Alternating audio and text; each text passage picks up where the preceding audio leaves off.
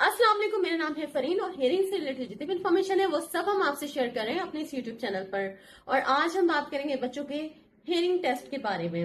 देखिए, जब आपको लगता है कि आपका बच्चा जो है वो ठीक तरह से जो है वो नहीं सुन रहा, जो एक न्यू बॉर्न बेबी है वो कुछ कोई रिस्पॉन्स नहीं कर रहा आवाजों पर, इसके बारे में मेरी एक पूरी वीडियो है कि आप किस तरह घर में जो है वो बच्चे की हियरिंग के बारे में जान सकते हैं कि आपका बच्चा जो है वो ठीक सुन रहा है या नहीं। लिंक आपको डिस्क्रिप्शन बॉक्स में मिल जाएगा। ये वाली वीडियो है, आप जाकर देख सकते हैं। और अगर आपको घर में ये कुछ अंदाजा होता है कि बच्चा जो है वो आवाजों पे रिस्पॉन्स उस तरह नहीं कर रहा जिस तरह और दूसरे नॉर्मल बच्चे करते हैं, तो फिर आपको कुछ हियरिंग टेस्ट करवाने होते हैं। अब वो कौन से हियरिंग टेस्ट हैं, आज की वीडियो में आपको मैं डिटेल से बताऊंगी, तो हमारे साथ रहेगा। जो टेस्ट सबसे ज्यादा कॉमन है, जो ज्यादातर जो हियरिंग लॉस वाले बच्चों में कराया जाता है, वो है brain stem evoked response audiometry यानी कि बेरा टेस्ट। तो बेरा टेस्ट जो है वो सबसे ज्यादा जो है वो कराया जाता है बच्चों में। बेरा टेस्ट, इसके अलावा जो मैं एई और ASSR, ये तीनों टेस्ट जो हैं वो ऑब्जेक्टिव टेस्ट हैं और ये छोटे बच्चों में किए जाते हैं। इन टेस्ट में बच्चों का रिस्पांस लेने की जरूरत नहीं होती, बल्कि ये नींद में लिए जाते हैं, यानी कि जब बच्चे सो रहे होते हैं उनको आमतौर पर जो है इनको बच्चों को सुलाने के लिए सजेशन दिए जाते हैं, नींद की दवाई दी जाती है ताकि बच्चा जो है वो गहरी नींद में चला जाए, और उसके बाद ये टेस्ट किए जाते हैं।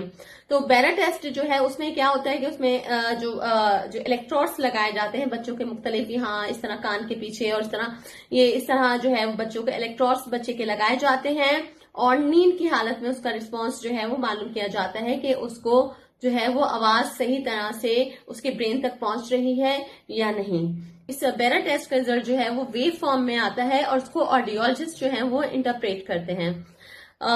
तो सबसे ज्यादा जो कॉमनली टेस्ट किया जाता है वो बेरा टेस्ट ही किया जाता है, और इसमें पता चल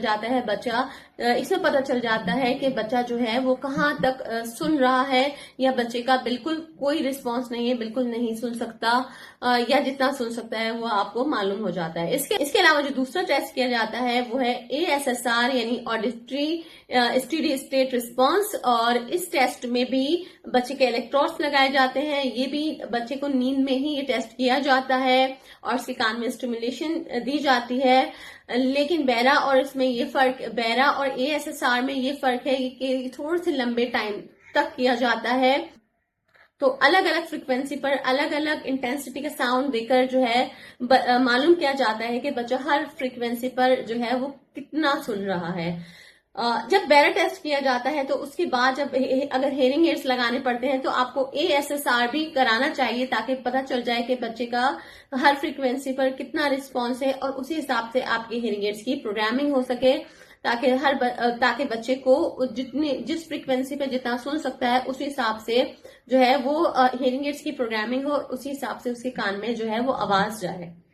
इसके अलावा जो तीसरा टेस्ट है वो है OAE यानी ऑटो एकॉस्टिक एमिशन, और इस टेस्ट में भी ये भी एक जो है वो ऑब्जेक्टिव टेस्ट है, और इसमें जो मालूम किया जाता है कि जब कान में आवाज जाती है, किसी भी इंसान के कान में आवाज जाती है, तो हमारे जो इनर एयर है उसमें हमारे जो है वो हेयर सेल्स होते हैं, और हेयर सेल्स जब मूव करते हैं तो हेयर सेल्स की मूवमेंट जो है तो उसकी वजह से हमारे कान में आवाज आती है। बच्चे का जो हेयर सेल्स वगैरह है वो ठीक तरह से मूव कर रहे हैं, उसका इनर एयर बिल्कुल ठीक है या नहीं, ये आपको ऑटो एकॉस्टिक एमिशन में मालूम होता है।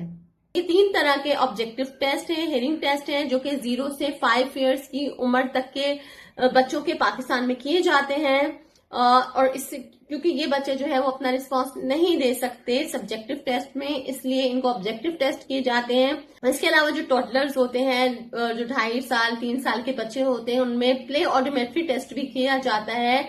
तो प्ले ऑडियोमेट्री टेस्ट के जरिए भी मालूम किया जाता है कि बच्चा हर फ्रीक्वेंसी पर कितना सुन रहा है। तो प्ले ऑडियोमेट्री के जरिए भी बच्चे का जो रिस्पांस है वो मालूम किया जाता है। तो ये हेयरिंग टेस्ट है। अगर आपको लगता है कि आपके बच्चे को किसी भी किस्म का कोई इशू है हेयरिंग से रिलेटेड, तो आप जो है वो ये टेस्ट जो है ये करा सकते हैं, और उसके बाद आपको मालूम हो जाएगा कि आपके बच्चे का अगर कोई हियरिंग लॉस का प्रॉब्लम है, और अगर है तो कितनी फ्रीक्वेंसी का है, और उसके बाद आपको उसके लिए क्या करना है, आपको हियरिंग एड्स लगाने हैं या फिर आपको कॉकलियर इम्प्लांट की तरफ जाना है। تو کیونکہ آپ کا جب بچہ ہے اس کے لیے سننا بہت ضروری ہے، کیونکہ جب وہ سنے گا تبھی وہ بولے گا بھی. تو اس لیے صحیح وقت پر آپ کو یہ جاننا ضروری ہے اپنے بچے کی ہیئرنگ کے بارے میں، تاکہ آپ اس کا کوئی حل کر سکیں، آپ اس کا کوئی علاج کر سکیں، تاکہ اپنی وہ باقی زندگی جو ہے وہ اچھی طرح سے گزار سکیں. آئی ہوپ آپ کو اچھے سمجھ آ گیا ہوگا. اگر کوئی سوال ہو آپ کا، آپ بالکل کامنٹ سیکشن میں مجھ سے پوچھ سکتے ہیں. اور اپنا بہت خیال رکھیے گا، اپنے بچوں کا بہت خیال رکھیے گا. اگر پیرا ٹیسٹ کے بارے میں آپ کو بالکل تفصیل سے جاننا ہے تو ایک ویڈیو ہماری ہے، آپ لنک ڈسکرپشن میں موجود ہے، آپ جا کر یہ ویڈیو دیکھ سکتے ہیں. اپنا خیال رکھیے گا. اللہ حافظ.